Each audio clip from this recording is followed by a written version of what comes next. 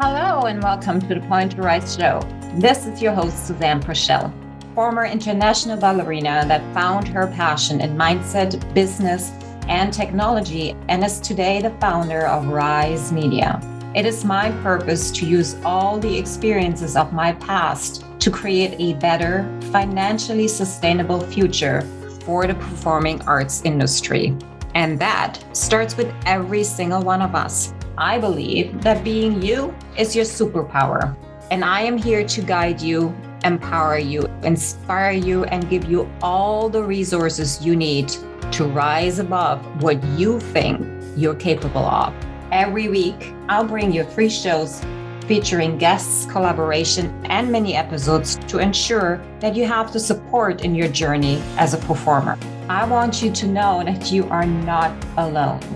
Stop chasing and start creating. Your success starts now, here with you. So let's go. And we're back. Cultivating Happier Dancers in the house. Thanks so much for tuning in, everybody. So today we're talking about the impact of language in the studio. Impact of language altogether. And I really like that's so deep in my soul and heart. You guys had a beautiful post about that on your Instagram. So go back to it and actually check. So before we actually tapping into this episode, I just wanted to let you all know that we are able to grow this podcast, this mission, the vision by you actually engaging with us. Go to dancent.com, subscribe to the weekly newsletter. It's awesome content. That's how you can make a difference in your own world and in somebody else's world. Go share this podcast, subscribe, leave us a review, go to YouTube. You know the drill. We're here giving you all the information. Now let us know what else you want from us, okay? So with no further ado, let's dive into today's episode, language. So it's my time. It's my story time today. And when I think about language in a studio, I get like my fingernails actually crawl up because the language that was used back in the 80s and 90s was, I would never talk to my children that way ever. Meaning that we were often told that what are you doing? It's not worth it. You're not worth it. You're not cut out for this. The language that was used was always downplaying our abilities. And with that was actually what we saw as, oh, is this how I need to talk about myself? Is this how I should show up for myself? Meaning downgrading my abilities, talking bad about myself, or perhaps should I do this to other people too? Because that was modeled to us by the teachers. And just like as a little input to be like, let's take us back to the studio. Me, 18 years old, I finally started to actually become a little bit more, well, let's say I wasn't 95 pounds anymore and my breasts started to grow when I was 18, okay? And I remember we had to beret a lot. And the male teacher in front of me said, can you flex your breast muscles because they're jiggling and that's not okay. And I was so taken by that comment that till today, I'm like looking down, it's like, oh, it's jiggly, it's wiggly. Like a sentence can have an impact that is so strong on a student's mindset, on how they see themselves, on their entire life. This is why educators need to be so, and I don't want to put the fear here into your being, but what we recommend is that you do the work, that you understand what kind of an impact you actually have on those lives. And this is not only educators, that is students as well, that is dancers, whoever is in the studio or in a company. Like, talk with love, talk like to your people the way you wanted to be talked to when you were smaller. So story time over. So true. That's a hard, I'm so sorry that sounds awful. And like, and I think so many people can relate to that. I know I can. I'm just, yeah, it was the norm. Yeah. Yeah. And I think that is so sad that was the norm. Mm-hmm. And, at some companies, it's still the norm today. Mm-hmm. Yeah, absolutely. And it's so before we even get in, I'm going to talk about sort of a little bit of science behind it. But before we get into that, it's a lot easier, I think, for students, dancers, when they hear language that isn't great once, twice, here and there. It's a lot easier for them to tune that out or to create healthy boundaries for themselves. So if we're in a world where most educators are really paying more attention, it's easier to let go of the things that aren't helpful, right? Because every now and then you're going to hear something that kind of burns, and it's a lot easier to let it go when it's not the norm. When it's constant, it just gets right in there. Yeah. So language, we all know this, I think, in 2022, hopefully. Language is so important. It becomes the inner voice of, the teacher's words become the inner voice of their students. And as was exemplified by your story, Susanne, like that still is with you. It will always be with you. And that, those thoughts will influence behaviors and actions forever.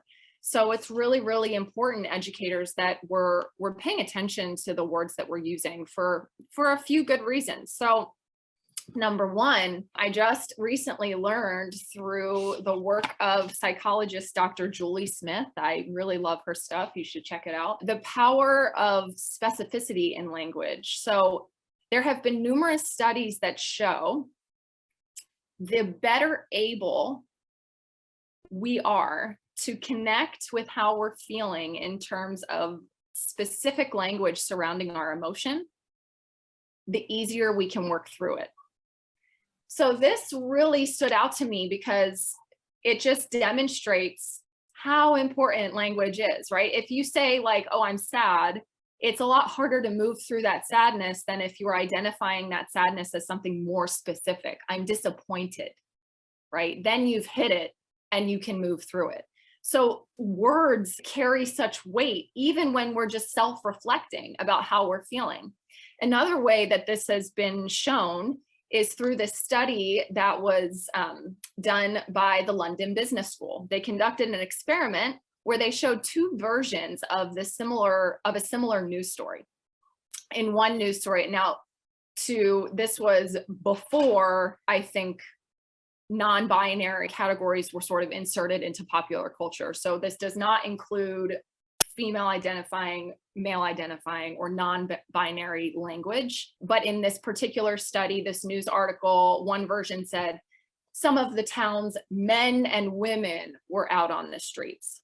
The other version reversed those words and said, some of the town's women and men were out on the streets.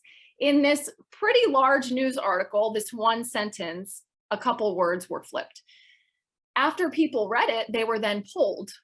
Who do you think had the most input or the most effect on the protests that were happening, right, in this news article? The majority of people who read the word men first chose men. The majority of people who read the word women first chose women. So not only does the actual word that we're using carry incredible weight, but the order in which that word shows up in our ideas also carry incredible weight and are influencing behaviors, thoughts, ideas, self-identity, how we treat other people.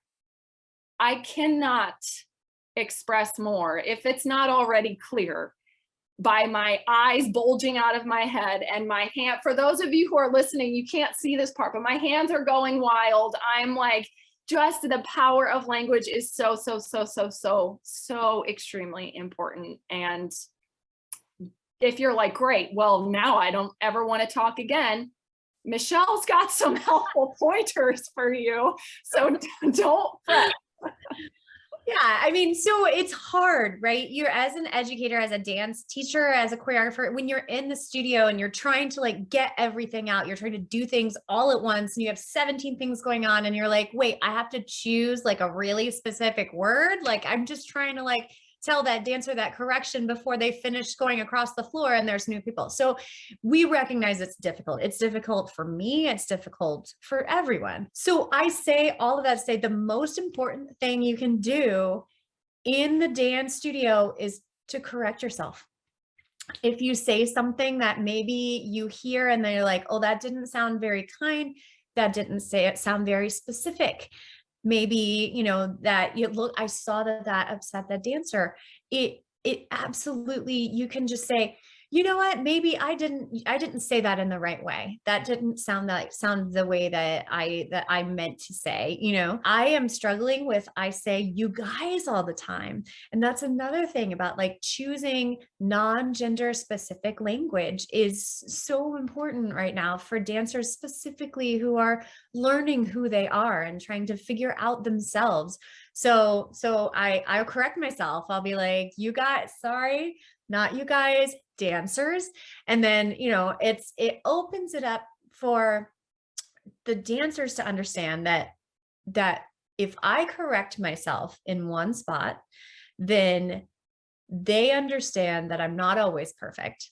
And that maybe the next thing that comes out of my mouth that they might take the wrong way, maybe it's not the be all end all of everything. It should be their internal dialogue for the rest of their lives, right? So the most important thing you can do is simply just correct yourself in the dance studio. Make sure that I have 3 things. The second thing is to make sure that when you are speaking something in the classroom, when you're using language, that you're not filtering it through your own experience, right? Sometimes I'm a little tougher on dancers that I see that I kind of identify with as like being like me, you know, like, so even asking yourself, like, would I say this in the same way to a different dancer is important. Just really checking yourself, like, is this the best way to say this? So just make sure you're not filtering it through your own experience or through your own emotions. If you're burned out, and if you did not listen to our episode on burnout, it is. So if you are burned out, if you're a dancer, like, sometimes you're just grumpy and I'm grumpy, and like, are you filtering it through your own grumpiness? Did you maybe not get some sleep that day? Like maybe, so just make sure that you are using a filter of kindness, of respect, of thoughtfulness with the words that you are using in the classroom. And the third thing to do is one word. And it's my new favorite word. And Kristin and I were talking to someone about this a while ago. The word yet. Yet is so important, because if you're giving dancer feedback, like your foot is not pointed on that pirouette, right? That is in the past. That dancer has already done that pirouette. They can't change it. So you said that your foot wasn't pointed in that pirouette, the end. They can't change it.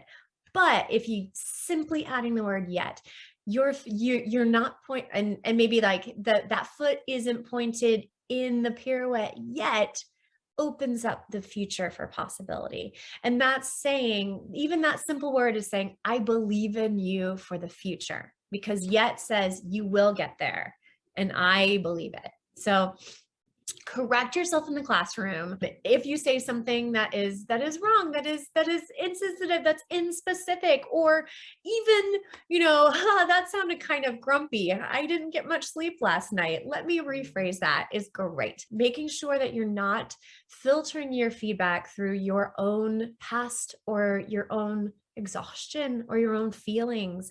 And then third, just use the word yet, and it'll make a big difference with dancers. Juicy. Yeah.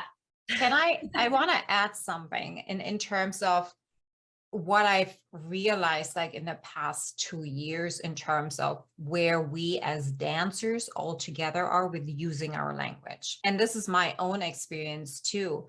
I have to say that it was never fostered to actually develop language, meaning being able to use our voice to express our emotions, right? We use our bodies, like we get into the studio to learn how to dance with our body, not with our voice, not with language.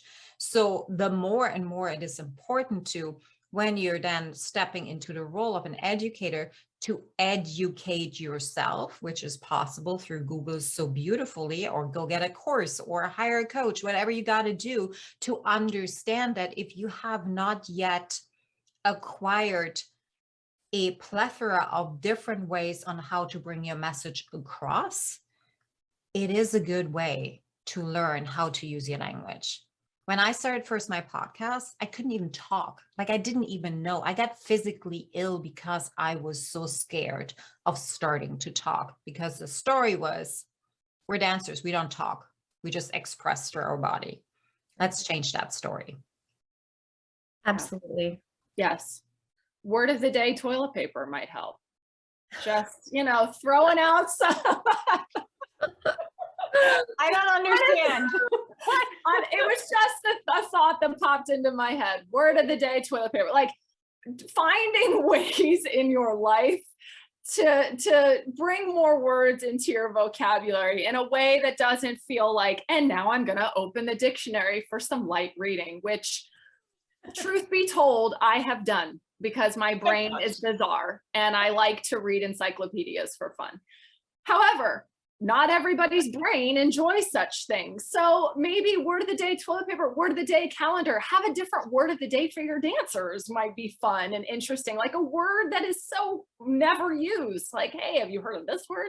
There's so many things. And yeah, absolutely. I think, Susanne, what you bring up is really important. Like, we weren't, even as non-dancers, like language, we kind of use the same words over and over, depending on the environment you grew up in. Like, it's very familial. It's very cultural. It's very, all of these things are attached to it. Generational. Don't even get me started on what the kids are saying these days, because I don't understand most of it. But, like the words have all of these bigger meanings attached to them. So the more we can get out and find new ones, super helpful. And everything Michelle mentioned as well. I'm taking notes too. I work every day to do those things, and it's hard.